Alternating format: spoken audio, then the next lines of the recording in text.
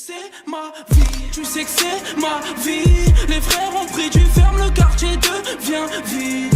Tout va vite, tout va vite. Salut les potos, c'est Vincent, on se retrouve pour une toute nouvelle vidéo.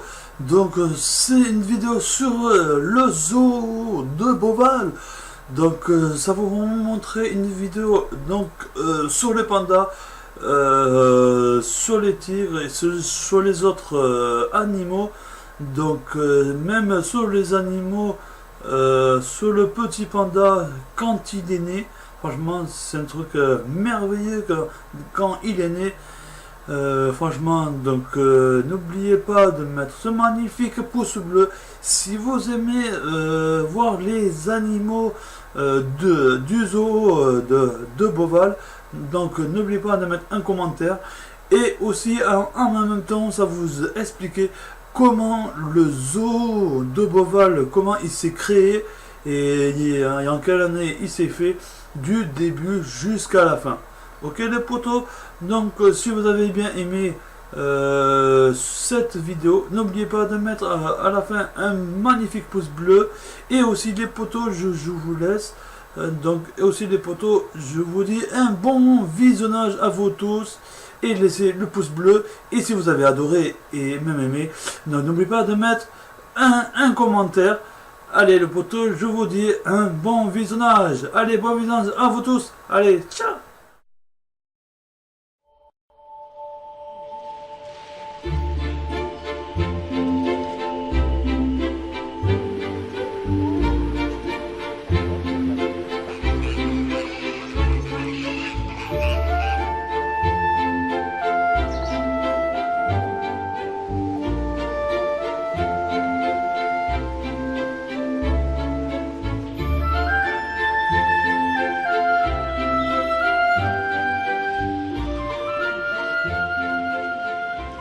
À Beauval, il y a 1000 histoires à raconter. Des histoires de naissance, de voyage, de rencontres. Des histoires qui, à force d'être racontées, changent notre regard sur le monde. Mais il y a surtout une histoire, celle des tout débuts. Une histoire d'amour autant que de hasard. Madame Delors, chez vous, vous avez des perroquets, combien? Oh, presque 300. 300 perroquets en appartement. Pourquoi tant de perroquets? Un peu par hasard. 1, puis 2, puis 10, et puis ceux qu'on m'a donnés, ceux que j'ai achetés, ceux que j'ai recueillis. Et comme je ne me défais jamais d'aucun, la famille s'est agrandie. Oh oui, mais c'est une grande famille. C'est une très grande famille. Si tout commence à Paris, la passion de Françoise Delors pour les oiseaux trouve son accomplissement à Saint-Aignan. J'ai ouvert en 1980, puis en 88, j'ai fait la bascule mammifère. Le premier mammifère. J'y pense encore. Léopardo. Je l'avais ramené de chez un collègue sur mes genoux, il avait 3 semaines, il était totalement apprivoisé. Mon Dieu, Léopardo. Et ça a été le début. Le petit parc ornithologique des débuts est devenu l'un des plus beaux parcs zoologiques du monde, grâce au profond amour de Françoise Delors pour les animaux. Si vous aviez été un oiseau, qu'est-ce que ce serait? Si j'avais été un oiseau, ah là c'est une colle. Un perroquet peut-être, un joli, plein de couleurs.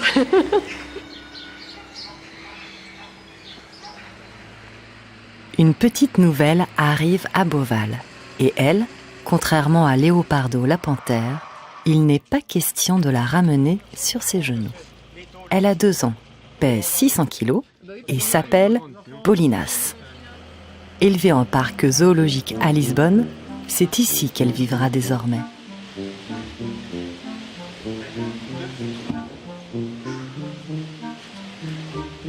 Depuis les années 70, les animaux ne sont en effet plus prélevés dans la nature. Les hippopotames, comme tant d'autres espèces menacées de disparition, font partie de programmes de conservation. Et aujourd'hui, l'objectif des soigneurs et des vétérinaires est de favoriser la rencontre de Bolinas avec ses nouveaux compagnons. Une rencontre dont le poids est décisif pour la suite. C'est surtout entre femelles que c'est généralement compliqué. Et, étant donné qu'elle est jeune, la Mia, je pense que Kiwi, elle la considère pas du tout comme une rivale.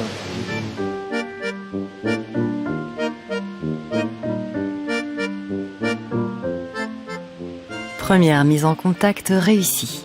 Kiwi et Bolinas semblent s'apprécier. Alors, autant se jeter à l'eau et aller voir comment réagit le mâle hippopotame. C'est le type d'organisation du harem, donc le mâle qui a plusieurs femelles avec lui. Il s'occupe d'elle pour se reproduire, après il fait que ça, quoi. Et surveiller son harem, que d'autres mâles viennent pas lui piquer les femelles. Et ce qui est assez marrant, c'est que justement, en dehors de la période de reproduction, les mâles sont plutôt soumis en général aux femelles.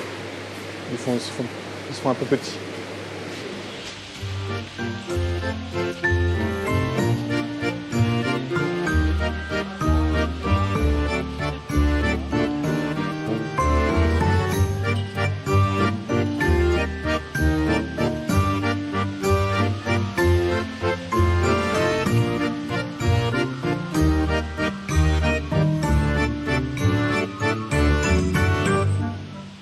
Fini les pas de deux. Les 3 hippopotames danseront à présent ensemble dans le grand bassin. La petite Bolinas a trouvé sa place à Beauval. Et pourtant, ce ne sont ni Kiwi, ni Gvido qui l'ont choisi, ni même les équipes vétérinaires sur place. Ces décisions majeures pour les zoos reviennent à l'EEP, un programme coordonné par l'ensemble des zoos d'Europe, et dont l'objectif est de favoriser la reproduction des espèces menacées et de recenser chaque naissance. Oui, ma fou, allez, va te promener un petit peu. Ah oui. Tu veux faire ton petit? Chez les rhinocéros blancs, on s'apprête à vivre quelques heures fortes en émotions. C'est bien, ma fou. Ma fou devrait mettre bas dans la nuit.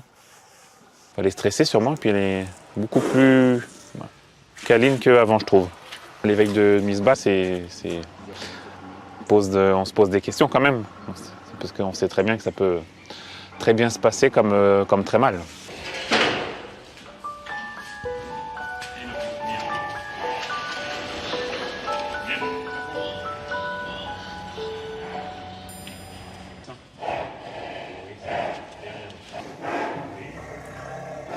Là, elle est assez nerveuse, elle est assez excitée, c'est normal. On se rapproche de la mise bas. Donc voilà, ça la travaille, elle dort très peu la nuit, elle a beaucoup de contractions parce qu'elle est en train de mettre en place le bébé pour préparer la sortie. Et malgré le fait que je doive accéder en fait sous l'animal, donc il y a un risque aussi important pour moi parce que si elle fait un faux mouvement, je me retrouve écrasé entre les poteaux. C'est important là, comme on sait que la naissance va avoir lieu dans les 24 heures, de récolter tout ce lait-là au maximum pour pouvoir biberonner le bébé si jamais, on n'espère pas, mais si jamais elle devait ne pas l'élever.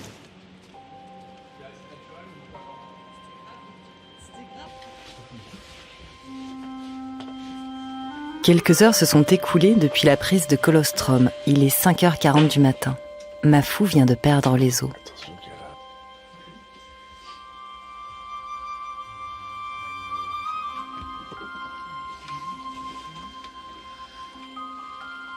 Là, on se donne 30 minutes pour qu'elle le sorte tout seul. Et si au bout de 30 minutes, elle ne l'a pas sorti tout seul, on ira essayer de l'aider.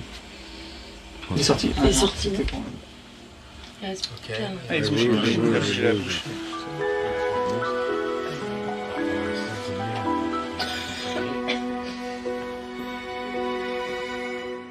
Bonjour mademoiselle.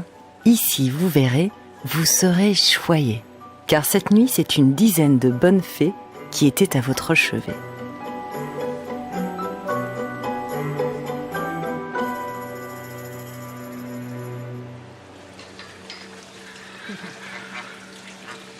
En automne, Beauval change de couleur et de rythme, et pas seulement chez les mégavertébrés. Chez les otaries, on passe une grosse partie de ses journées à jouer. Non, à faire du renforcement positif. On va amener quelque chose à l'animal qui va apprécier, donc on va avoir tout ce qui est renforcement primaire, c'est-à-dire le poisson, c'est ce qui est important, vital pour l'animal, et renforcement secondaire, et donc là c'est ce que vous avez pu voir tout à l'heure, donc c'est justement le jeu, les câlins, les caresses, les animaux qui vont aimer ça, le lancer de ballon, des animaux, voilà, on va trouver quelque chose qui va plaire à chaque individu pour trouver une moyen de le renforcer et de pouvoir lui amener quelque chose de positif. Contrairement aux apparences, ce jeune mâle ne se fait pas câliner. Les soigneurs pratiquent sur Paco un entraînement médical qui permet de le désensibiliser aux prises de sang et à la présence de plusieurs personnes autour de lui. Ah, c'est vrai qu'avec Paco, c'est vrai que je l'ai connu, il avait 1 an et demi, donc c'est un animal qui est très tactile et très joueur et s'intéresse beaucoup à toutes les nouveautés. J'ai pas besoin de poisson pour travailler avec cet animal. Je sais que voilà, je peux le récompenser en amour, comme on dit ici. Bien ça. Bien, bien.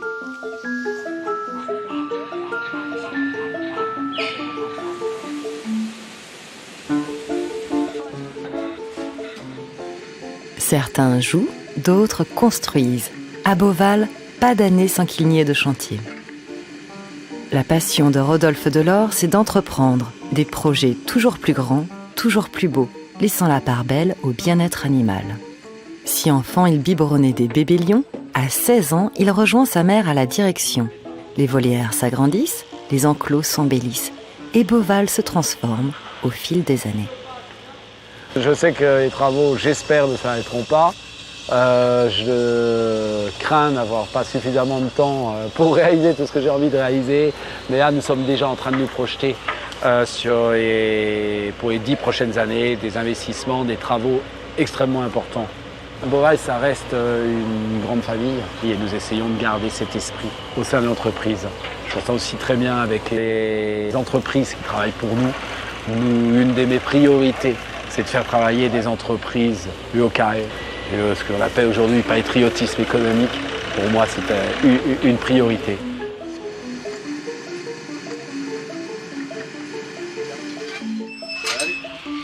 Ça va? Ça va? Et la prochaine à déménager, ce sera Madame Fourmilier, qui vient tout juste de mettre bas.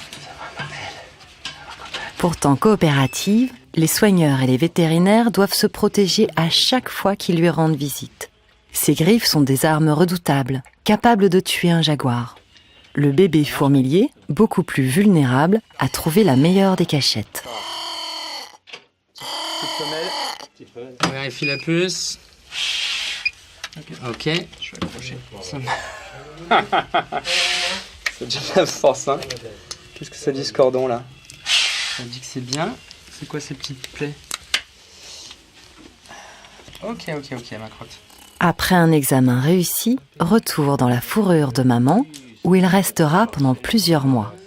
Mais d'ici là, la famille Fourmilier aura déménagé, dans l'enclos des lions, enfin, quand ceux-ci auront quitté les lieux.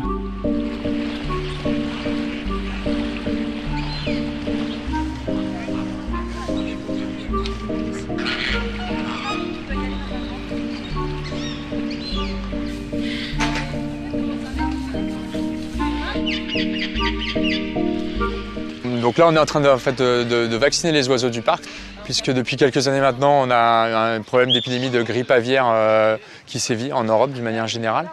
Et que normalement, une des mesures qui doit être prise par rapport à cette épidémie, c'est le confinement des oiseaux. Pour le bien-être des animaux qu'on a ici, c'est pas possible de les enfermer dans des bâtiments, on est obligé de les laisser en extérieur. Donc pour pouvoir déroger à ce confinement, en fait, on vaccine nos oiseaux pour les protéger. J'en vois 2, ah oui si 3, j'en vois 3 femelles lettres, c'est une sarcelle du Cap, ouais. Il y a 1800 oiseaux à vacciner, qu'on vaccine sur 5 ou 6 jours, ça va dépendre un peu de la vitesse à laquelle on arrive à avancer. Et voilà, et donc il faut attraper chaque oiseau individuellement, vérifier son identifiant et vacciner l'animal. Attaque Ludivine. Ok. Alors, mandarin. Sarcelle à collier. Oui. Mâle. On la garde.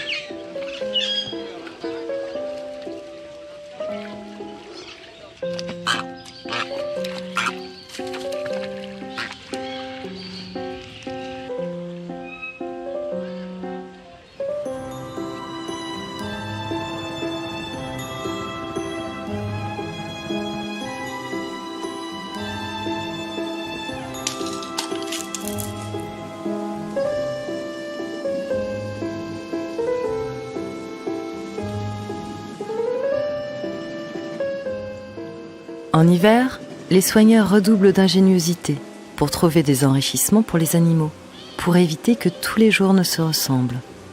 Et qu'est-ce qui pourrait le plus stimuler une panthère des neiges? Une idée?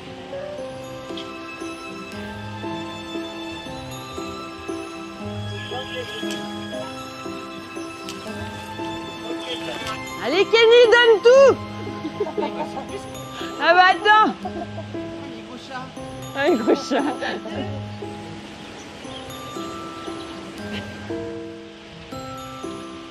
On essaye effectivement avec tous les animaux de notre secteur de créer des enrichissements, donc adaptés à l'espèce, parce que forcément on ne va pas faire les mêmes types d'enrichissements avec du félin, avec du gorille ou même du dendrolague. Mais effectivement on essaye par semaine de faire des enrichissements pour nos loulous, parce que ça les occupe aussi, ça les stimule aussi, et puis nous de les voir comme ça, on est super heureux, et du coup c'est sympa aussi pour le soigneur.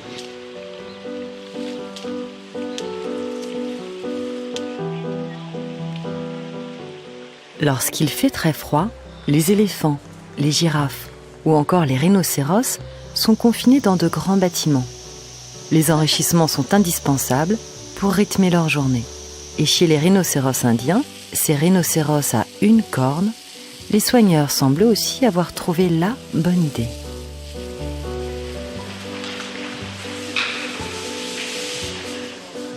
Quand ils sont à l'extérieur, ils ont une bauge, vraiment où c'est rempli de boue, et généralement dans la journée ils font bauge, bassin. C'est rare que quand on les rentre on leur donne une douche vu qu'ils ont le bassin à l'extérieur, mais généralement ils aiment bien, ça leur fait du bien. En regardant le petit Genda jouer, il est difficile d'imaginer quel est le sort des rhinocéros dans le monde. Depuis le début du siècle, leur population a chuté de 98%. La corne de rhinocéros fait l'objet d'un trafic mondial. Les braconniers, toujours plus nombreux et mieux organisés, sont prêts à tout pour la revendre. Constituée de kératine pure, comme le sont les cheveux humains, elle se vend à prix d'or en Chine et au Vietnam, où on la considère comme un remède à tous les maux. Tu veux bien dormir ce soir?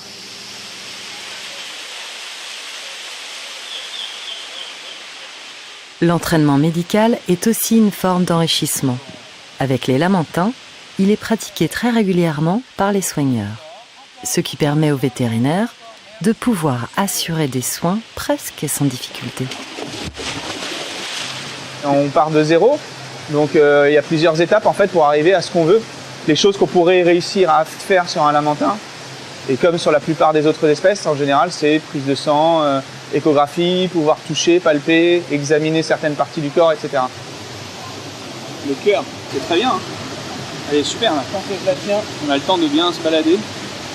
C'est aussi hyper agréable pour nous parce qu'on a un rapport qui est très positif à l'animal. Alors en plus, quand on est vétérinaire en zoo, c'est pas forcément toujours le cas parce qu'on est associé à la maladie, au stress. Donc voilà, il y a beaucoup d'animaux qui réagissent mal quand ils nous voient. Donc c'est vraiment gagnant pour tout le monde.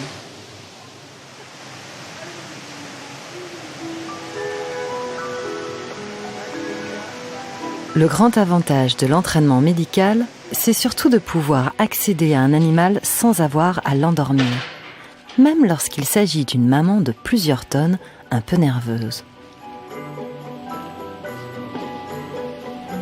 Retour avec Mafou et sa petite.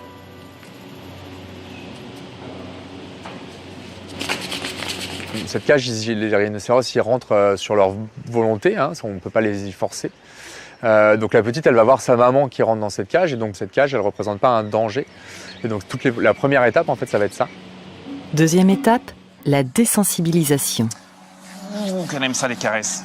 Étape que les soigneurs pratiquent avec beaucoup d'applications, et aussi longtemps que nécessaire. T'aimes ça, une caresse? Et hop, la coucher. T'es sur mon pied, là. Les séances de désensibilisation permettent aussi d'observer de près les animaux. C'est bien comme ça, oui. C'est ton petit nez tout rose, là. Vérifier qu'il ne se soit pas blessé, qu'il n'y ait rien d'anormal.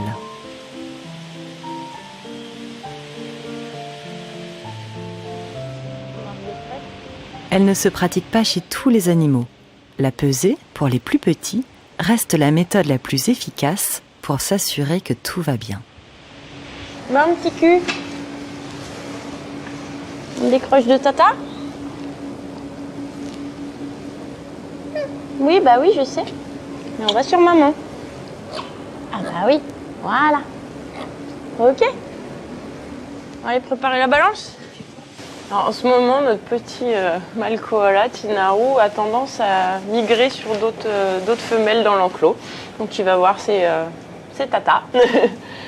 C'est vrai qu'on peut l'observer ça sur les koalas, mais pas aussitôt. Donc il se balade un peu, mais après généralement il retourne sur maman, ou des fois on l'aide un petit peu parce qu'on préfère qu'il soit quand même sur maman pour bien téter et pour pouvoir aussi bien se développer. 700.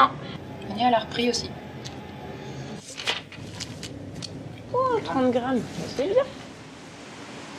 C'est avec sa maman qu'il se développera au mieux. Et si cela est vrai pour les koalas, cela l'est aussi pour les lamantins. Dans la serre de ces gros mammifères, un petit vient justement de naître. Un petit pour l'instant, délaissé par sa maman. On est un peu plus de 24 heures après la naissance et pour l'instant on n'a pas encore observé de tétée. L'idée pour l'instant c'est de vraiment donner encore une chance à l'élevage maternel avant de se lancer nous dans un élevage à la main. Donc on veut juste donner du glucose, c'est le petit biberon qu'on a fait, pour redonner un petit peu d'énergie aux petits et leur laisser encore du temps d'interaction derrière tous les deux, en espérant que voilà, la mère, que lui finisse par trouver la tétine et que la mère l'accepte et qu'elle puisse continuer l'élevage toute seule.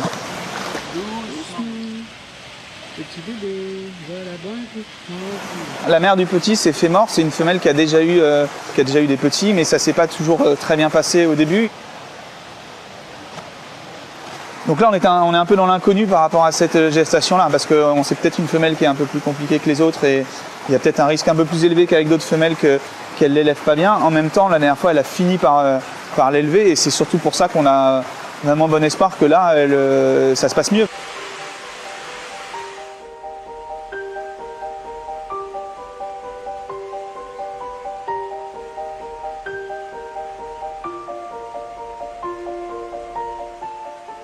L'histoire de Fémor et du petit Kenwan se finit par un happy end. 3 jours auront suffi à l'un et à l'autre pour tisser un lien fort.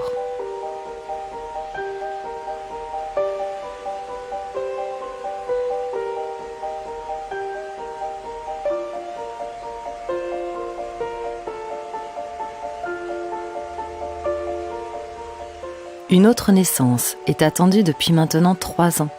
Celle du bébé des 2 pandas géants de Beauval.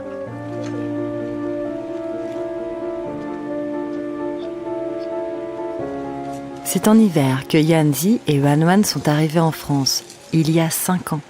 Trésors nationaux en Chine, leur venue avait fait l'objet de tractations pendant 7 ans, et leur arrivée sur le sol français avait marqué les esprits de tous. C'est le moment de notre vie, c'est extraordinaire, on attend ça.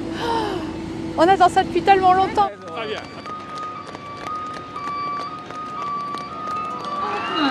Wanwan et Yuanzi arrivent au zooparc de Beauval.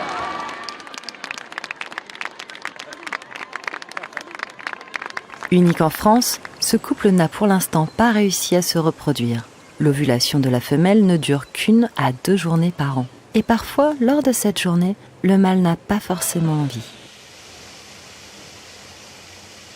Cette année, l'un et l'autre ont montré des signes d'intérêt mutuel.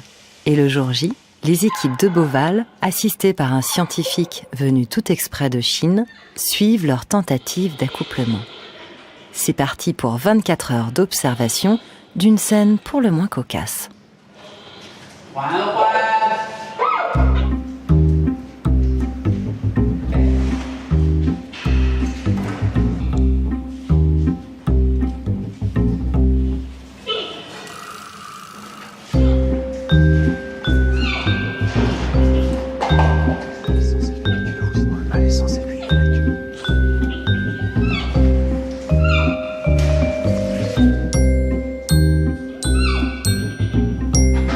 Ok.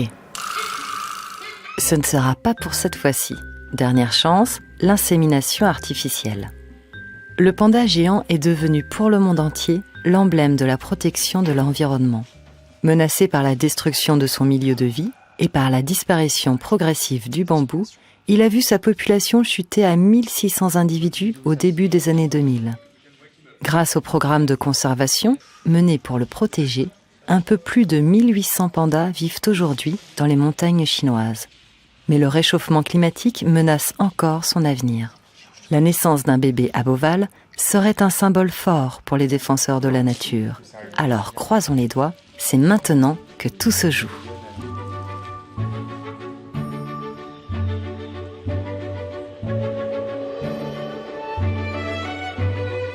Chaque année, plus de 800 animaux naissent à Beauval, parfois même sous le nez des visiteurs.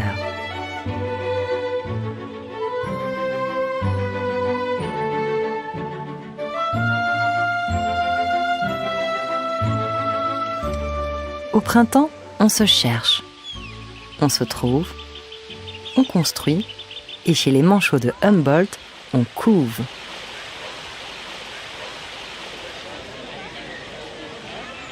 Chez les manchots, c'est des couples qui sont très soudés, très fidèles, et les deux participent à l'incubation des œufs et aussi à l'élevage des petits.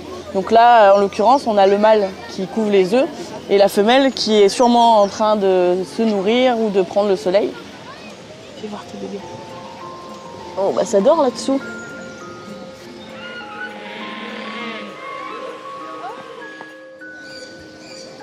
Hop, chouchou. Alors là, en fait, on est sur un couple de mâles qui cherchait un peu tout ce qui se trouvait dans l'enclos. Donc, ils ramassaient des galets, des pommes de pin, tout ce qui pouvait ressembler à une forme un petit peu ovale et qui se mettait à les couver. Là, on a mis un œuf il y a quelques semaines. Un œuf qui était couvé par un autre couple, mais un jour on s'est rendu compte que ce couple-là couvait très très mal. Donc ce jour-là, l'œuf était laissé à l'abandon, commençait à refroidir. Donc soit on laissait faire et puis, ma foi, l'œuf allait sûrement mourir, soit on essayait de trouver une solution. Et notre solution, c'est souvent ce bonhomme et son compagnon qui du coup acceptent très bien les œufs, voire même des fois les petits déjà nés d'autres couples et qui s'en occupent comme si c'était les leurs. Si chez les manchots, il y a des super papas, à la nurserie, il y a des super sages-femmes. Je suis un peu sage-femme d'oiseaux. On est soigneurs, mais là, on fait plus de l'élevage. Et du coup, on a d'autant plus de responsabilités que ces petits oisillons-là, ils sont entièrement sous notre coupe. Perruche soleil, roule, dendre au cygne fauve. Chaque œuf est un petit poème, dont on peut mirer l'intérieur. Tiens, il bouge. Là, il a 6 jours, lui. Et on voit qu'il y a une toute petite fente, en fait, qui se crée au niveau de l'œil. De 6h à 23h, les soigneurs se relaient pour nourrir les nouveau-nés.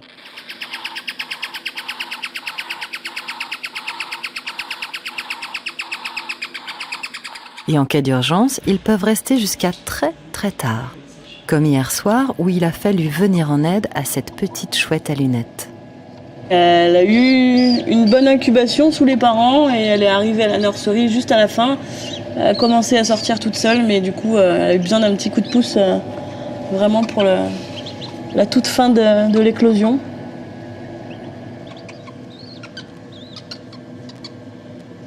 La majorité des oiseaux élevés à la nurserie participent au spectacle Les Maîtres des Airs.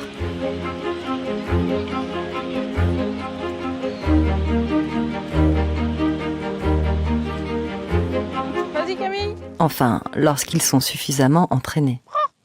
Amandine s'occupe en ce moment de corbeaux africains. Comment ça va mon doudou? Les corbeaux pie. C'est ça. Oh, qu'est-ce que c'est ça? Oh tuton. Mon but est toujours de montrer des comportements naturels aux visiteurs pour qu'ils apprennent à découvrir l'espèce en elle-même. Donc on essaye toujours de coller à la nature. Les corbeaux étant des animaux très intelligents, ils ont certaines aptitudes que d'autres oiseaux n'ont pas, comme les cigognes ou les pélicans. Et on essaye vraiment de mettre le doigt là-dessus. Tuton. C'est bon pour toi Camille? On adapte la méthode du renforcement positif pour justement toujours les stimuler, leur donner envie. Et ça peut être du renforcement alimentaire et ça peut être aussi du renforcement, par exemple, affectif, des gratouilles, des attentions, des récompenses à la voix, avec une voix douce, avec une voix dynamique, qui leur donnent envie de reproduire ce comportement à la séance d'après. Rodolphe rêvait qu'au spectacle, il y ait tellement d'oiseaux qu'on ne voit plus le ciel. Il rêvait aussi d'aménager un nouveau lieu pour les lions de Beauval. Et ce rêve-là est en train de se concrétiser. Il faut juste réussir à déplacer les 5 lions dans leur nouveau bâtiment.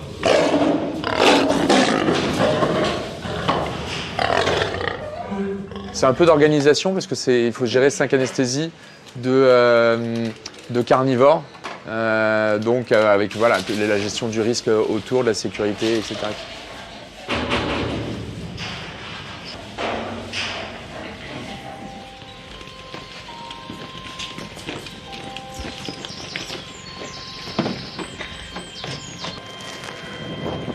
On sort l'animal et après on sort tout le matos de votre coffre. Les 2 jeunes mâles sont emmenés dans la nouvelle clinique, 3 fois plus grande que la précédente, et dotée d'équipements de pointe en matière de soins comme de recherche. 1, 2, 3. On a profité de l'anesthésie pour les passer au scanner pour se créer une banque d'images, en fait, une banque d'images normale. Et ce qui nous permettra le jour où peut-être on aura un lion malade et qu'on devra le passer au scanner, de pouvoir comparer image normale et potentiellement image anormale.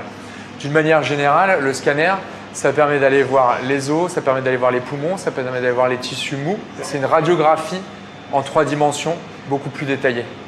Unique en Europe, ce scanner permet aux vétérinaires d'augmenter la qualité de leur diagnostic. Malawi, la femelle, a été directement emmenée dans les nouveaux bâtiments. Pour elle, pas de scanner, mais une échographie. Je vérifie en fait et je confirme que cette femelle elle est enceinte, on est en train de voir des bébés. Ce qui est la bonne nouvelle surtout, c'est qu'elle est bien gestante mais qu'elle a eu la gentillesse d'attendre qu'on la déplace pour faire ses bébés, parce que si elle avait fait ses bébés dans l'ancien bâtiment, ça aurait compliqué un petit peu les choses.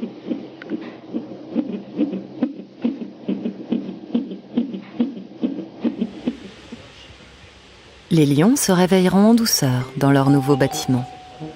Ils attendront quelques semaines avant de mettre leurs premières pattes dehors.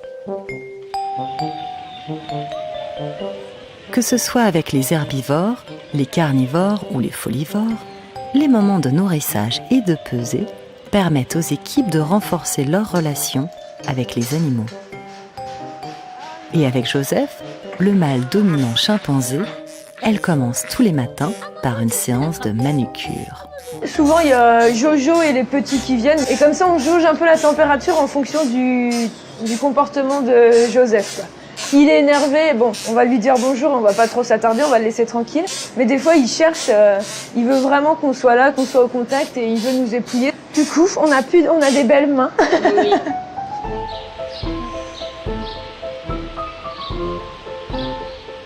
On arrive quand même à avoir une super relation avec eux. Et dès qu'il y a un petit souci, ils ont un petit bobo ou quoi, ils viennent nous voir, souvent ils viennent nous montrer. Même s'il n'y a pas besoin, on désinfecte quand même, mais on fait vraiment attention comme ça. Dès qu'il y a un souci, au moins ils savent qu'on est là.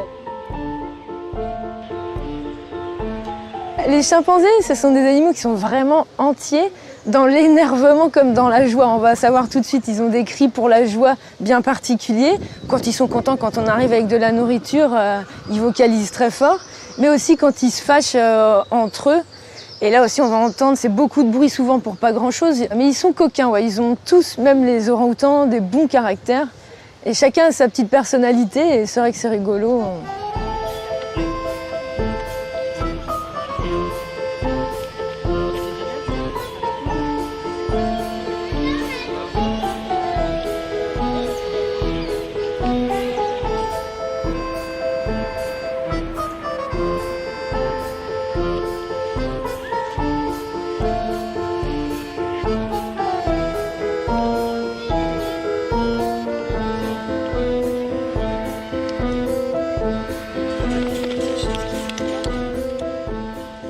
Le génome des orang-outans et des chimpanzés est très proche de celui des êtres humains. Pour stimuler leur intelligence, les soigneurs mettent en place des enrichissements alimentaires. L'objectif est de trouver le bon bout de bois.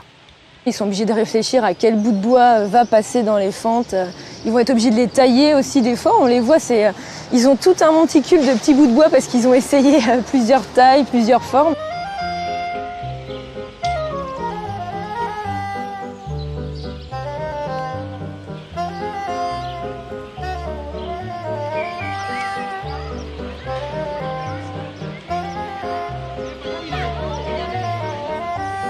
Chez les gorilles, les soigneurs ont dû mettre en place un système de tirage au sort pour définir jour après jour les enrichissements qu'ils allaient mettre en place. Ah ben ça sera une journée musicale. Voilà, ce sera que de la musique.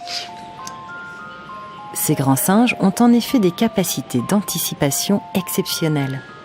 Et sans la patience de Manon, les entraînements médicaux ressembleraient vite à une chorégraphie parfaitement exécutée. Bac. Mieux que ça, décroche ça.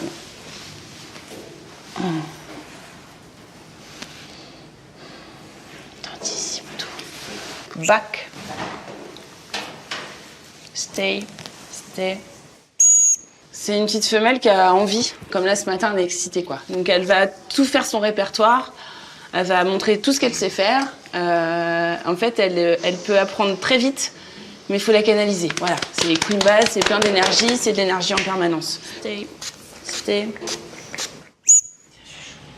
L'entraînement médical se déroule lors du petit déjeuner, le seul moment où les gorilles rentrent en coulisses. Manon et son équipe leur proposent des fruits et des tisanes, ce qu'ils adorent. Et cette passion des fruits, ils ne sont pas les seuls à la partager. Masseo, tu veux quelque chose? Attention Salomé, un tamarin lion doré est en train de vous dérober un grain de raisin. Voilà. Ces petits singes sont la cible de trafiquants. On les appelle les NAC, les nouveaux animaux de compagnie. Et leur commerce illégal prend malheureusement de plus en plus d'ampleur. On se souvient du vol d'une quinzaine d'entre eux à Beauval, il y a quelques années. Coucou, ça va ma puce? Les aimer, c'est pourtant accepter leur nature sauvage, incompatible avec la vie domestique. Comme tous les animaux qui vivent en parc zoologique, ils demandent 100% d'attention et des conditions de vie bien spécifiques.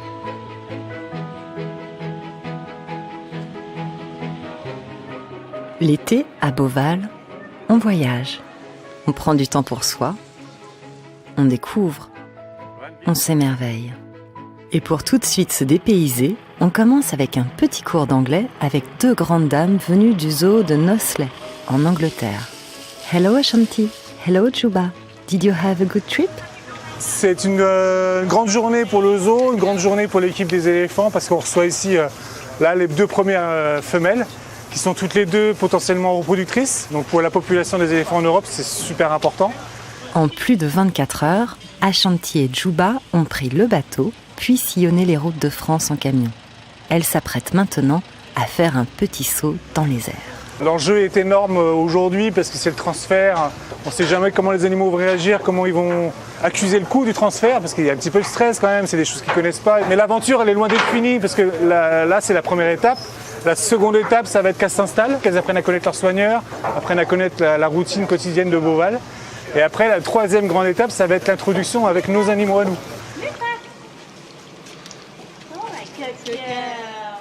Pas à pas, les éléphantes sortiront de leur caisse. Les soigneurs resteront quelques mois avec elles pour transmettre leur savoir-faire et leur connaissance aux soigneurs de Beauval, jusqu'à ce qu'elles soient prêtes à rencontrer les autres éléphants du parc. Les lions n'ont pas fait un si grand voyage, et pourtant aujourd'hui, ils découvrent non sans appréhension leur nouveau territoire. Et ce n'est pas parce qu'on est le roi des animaux qu'on est le plus téméraire. Eh bien aujourd'hui c'est un grand jour, c'est la première sortie donc des lions. Ils sont sortis, ils ont fait quelques pas, ils sont rentrés, ils découvrent progressivement leur nouveau parc. Pour moi c'est beaucoup d'émotions, c'est un aboutissement, un nouveau projet qui se termine. La Terre des Lions, c'est vraiment un espace exceptionnel que nous avons souhaité reconstituer. C'est un investissement très important et c'est surtout une autre façon de présenter les lions.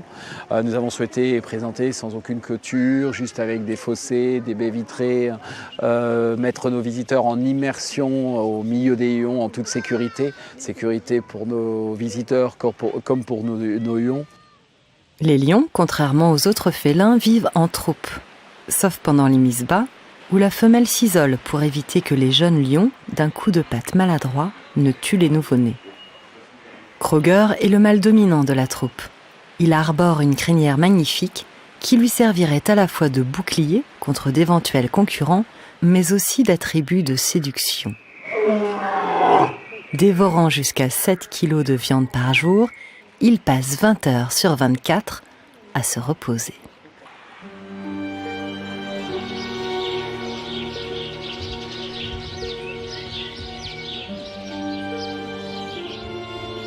La Terre des Lions accueille aussi les lycaons. Les équipes de Beauval assistent non sans inquiétude à la première mise en contact de ces chiens sauvages africains. C'est un peu imprévisible, hein, donc ça peut très bien se passer au début et d'un coup démarrer, donc c'est pour ça qu'on surveille un petit peu. Mais pour l'instant, c'est pas trop mal, c'est un bon début. Quand ils se mettent vraiment tapis et qu'ils ne bougent pas et qu'ils mettent un peu la tête vers le bas, c'est un signe de soumission. Après, par contre, ça peut arriver que justement ils passent en dessous et qu'ils soulèvent l'autre individu. Ça peut être un signe de dominance. Et voilà, et ça démarre.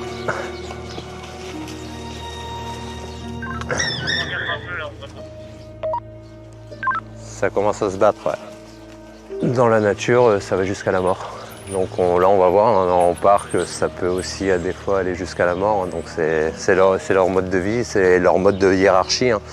Donc on ne peut pas intervenir. Hein. Si on intervient là-dedans, en fait, on casse la hiérarchie, donc ce serait pas bon. C'est vrai que ça peut faire mal au cœur. Hein.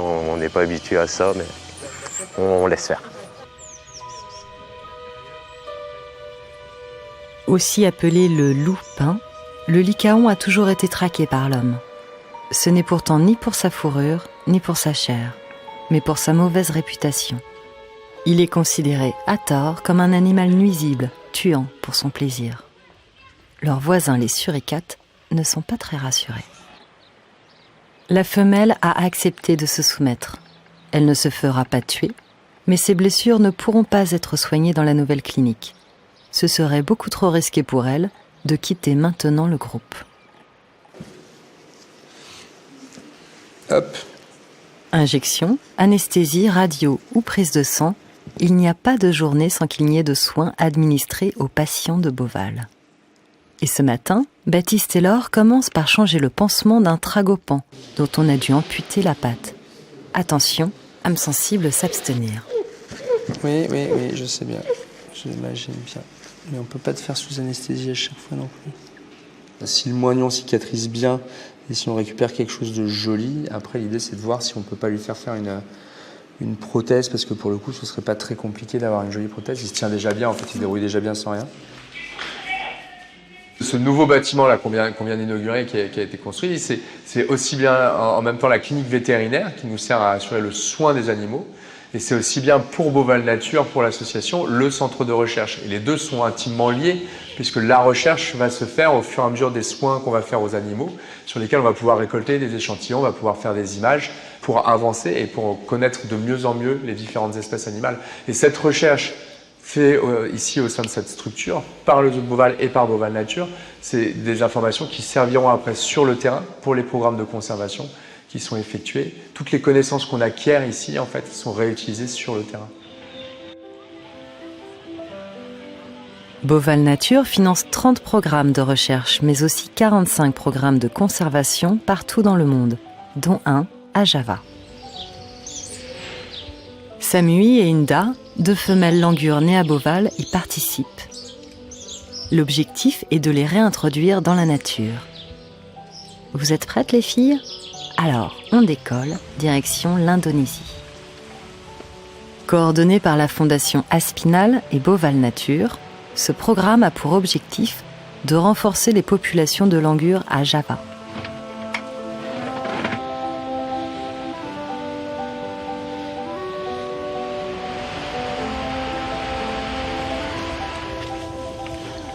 Le langur de Java est une espèce endémique de Java, donc elle n'existe nulle part ailleurs que sur cette île. Et donc elle est très rare à cause de la déforestation, du marché pour le trafic d'animaux de compagnie qui est très intense dans le sud-est asiatique et en Indonésie en particulier. Tout ça fait que cette espèce avait besoin d'un repeuplement de nouveaux gènes. Après avoir passé 6 mois dans un centre de réhabilitation à l'ouest de l'île, Samui et Inda sont installés dans de grandes volières, à l'est de Java, au cœur de la forêt. Pour les populations locales, cette forêt est un lieu sacré, dont on doit respecter tout autant la faune que la flore. C'était très important pour moi de venir sur ce voyage parce que c'est la première fois qu'on va réintroduire des singes qui sont nés à Beauval. C'est évidemment un grand moment d'émotion, c'est incroyable. C'est des petits singes qu'on a vus naître, grandir. J'imagine effectivement l'émotion de toute l'équipe qui va les voir ouvrir une porte et retrouver en l'occurrence un mâle qui est déjà là et qui les attend. Les 2 langures venues de Beauval seront les 30 et 31e à être relâchées dans la nature. Eman, réintroduit il y a 6 mois, les attend. Et la porte vers la vie sauvage, c'est Delphine, la soigneuse de ces petites langures, qui l'ouvrira.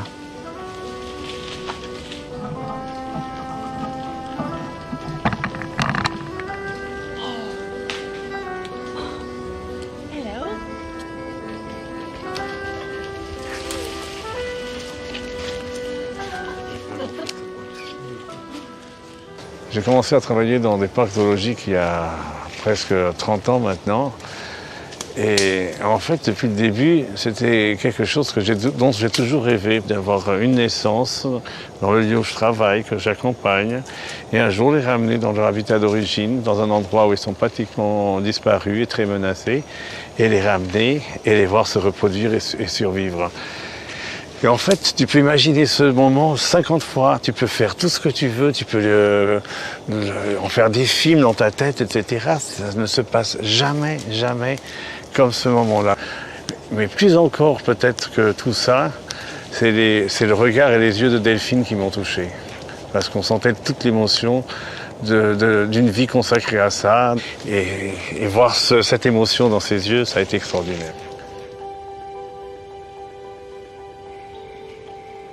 La réintroduction, c'est une des étapes, mais finalement, c'est une des dernières choses qu'on a envie de faire. Ce qu'on a envie de faire, c'est d'abord de protéger les milieux. Et ce qu'on a envie de faire, c'est de pouvoir expliquer à notre public et à de plus en plus de public pourquoi c'est important de la protéger. C'est à nous de faire en sorte que cette nature ne disparaisse pas. Et c'est en cela que tout ce que l'on fait en pédagogie, en éducation, c'est extrêmement important, en plus de tout ce que l'on fait pour la conservation. Delphine n'a pas tout de suite dirigé les pôles communication et pédagogie. Elle a d'abord vendu des glaces, composé les premières affiches ainsi que le site web et animé quelques visites guidées. Sa passion s'est épanouie dans l'éducation à l'environnement qui a pris une place de plus en plus grande à Beauval.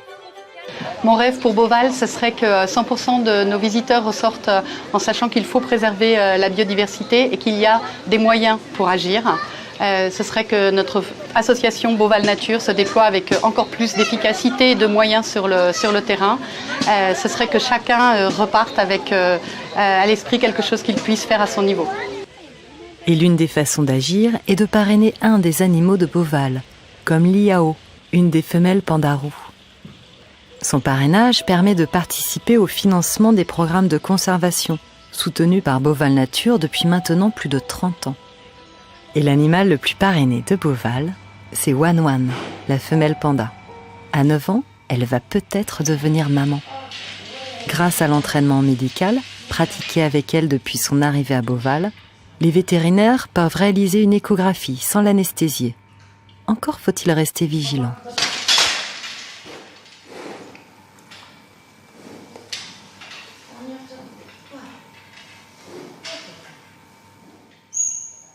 Alors, verdict, y aura-t-il un bébé panda à Beauval ?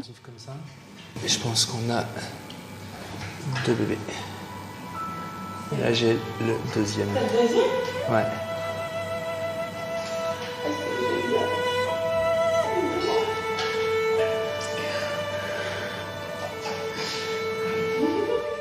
C'est notre travail de base. Si on est là tous les jours, si on est là au quotidien, si on se lève le matin et qu'on vient travailler, c'est parce que notre travail, c'est ça, c'est la partie conservation, c'est la partie des espèces, de les faire reproduire, et surtout des espèces rares en voie de disparition ou menacées. C'est encore plus important pour nous d'arriver à vraiment les maintenir dans des bonnes conditions, qu'ils soient bien et qu'on arrive à les faire se reproduire. Une semaine après l'échographie, Wan Wan donne naissance à son premier bébé. 20 minutes après, c'est au tour du second. Et comme dans la nature, la femelle panda délaisse son bébé le plus faible. Les vétérinaires mettront tout en œuvre pour le sauver. En vain. Les 2 soigneuses chinoises venu tout exprès du centre de conservation et d'élevage de Chengdu, s'occupe de la maman et de son nouveau-né. C'est un petit mâle qui pèse tout juste 142 grammes. Un petit mâle dont les équipes de Beauval s'occuperont nuit et jour pendant plusieurs mois. Et ces 142 grammes de vie donnent un espoir gigantesque à tous ceux qui se battent au quotidien pour la défense des animaux menacés.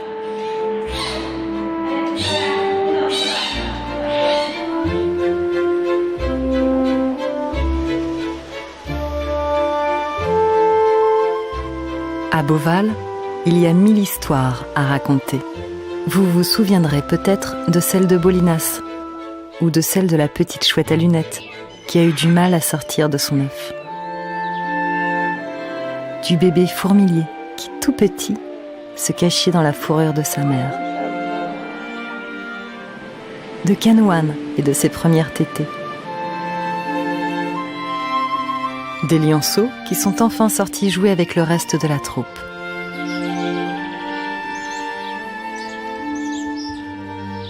Et du premier bébé panda né en France.